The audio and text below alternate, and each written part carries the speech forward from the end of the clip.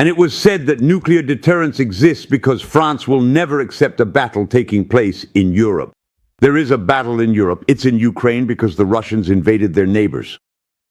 So, well, yes, there are madmen who say, yes, we should fire long range at the Russians. Are you crazy? Are we going to accept that such demons have the slightest responsibility? Do you want a Jadot or a Glucksmann to drag you into wars that would be immediately decisive because they would end the moment they began? It only takes one strike on France and there is no more France. That's the truth. We have nothing to gain from war. Nothing. Absolutely nothing. And we haven't acted tough.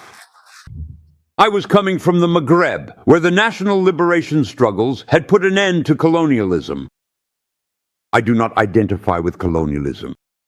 I identify with the national liberation struggle that was fought in the name of principles I share with Algerians, Moroccans, and Tunisians who are back home. That is our shared history. Choose your side. Not only in the present, but in the past as well.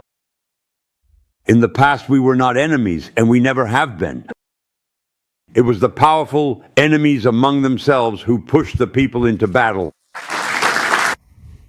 Look closely. No, nuclear power is not an independent means of producing energy because we don't have uranium, so we are forced to obtain it from abroad.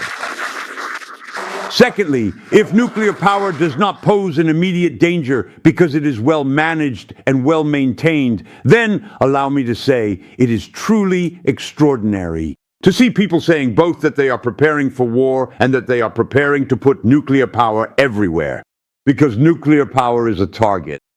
And that's what makes defending this country more difficult than in other countries. And when we've said up until now, we have military nuclear capabilities that protect us. That's true. But the decision has to be made. And it was said that nuclear deterrence exists because France will never accept a battle taking place in Europe. There is a battle in Europe. It's in Ukraine because the Russians invaded their neighbors. So, well, yes, there are madmen who say, yes, we should fire long range at the Russians. Are you crazy? Are we going to accept that such demons have the slightest responsibility? Do you want a Jadot or a Glucksmann to drag you into wars that would be immediately decisive because they would end the moment they began? It only takes one strike on France and there is no more France. That's the truth. We have nothing to gain from war. Nothing. Absolutely nothing. And we haven't acted tough. All right, I need to get to my conclusion. But I still have to talk to you about something else, though it's not funny. Something that has nothing to do with you. It's the Epstein case. So you have to say Epstein. Me, I've never said Frankenstein, I say Frankenstein. Just to say he's very ugly and I'm scared. So his name is Epstein? He's very ugly and I'm scared. But still, it's incredible. It's unheard of. It's enough to make you sick, right? I'm one of those people who can't even listen to a story like that. Afterwards, I can't sleep. It's an exceptionally serious situation. First, because of the scale of the crimes that were committed. Ladies and gentlemen, this man spent half the year for 16 years in Paris, on Avenue Foch. And as a journalist said the other night, Mr. Apathy, he said, we don't see why. A guy who committed crimes all year long when he was in the United States, when he arrives in France, he just stops. And all of a sudden, he would become chaste? Because that's just not true. And I think Apathy is right about this matter. And consequently, I am astonished that apparently there are 3 million files. I wouldn't go look at them. And when we discussed it among ourselves, we said, we will not be among those who jump on the first rumor to attack someone and cover them in disgrace. We won't do that. But there is one thing we will do. We demand that justice get involved. We want the criminals to be punished. All of them, without exception, no matter their importance, no matter their place in society, all must be punished. Because if we accept to live in a society where some people are exempt from their crimes, just because it's them and they're too important for us to go after, then it's no longer a society, not even for a moment. I'm going to read you a short text on the subject. As we were having a snack, we started talking about the Epstein case.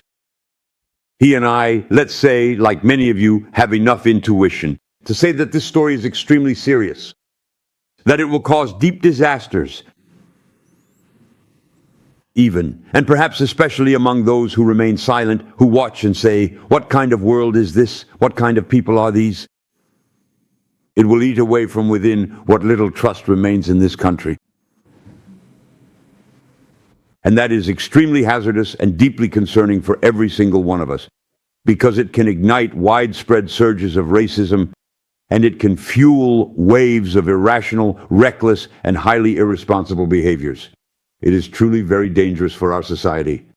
It is indeed just as impossible for those who hold sovereignty, for political authorities, to run through the streets drunk or naked, to behave like clowns, to openly violate or scorn the laws they themselves have established.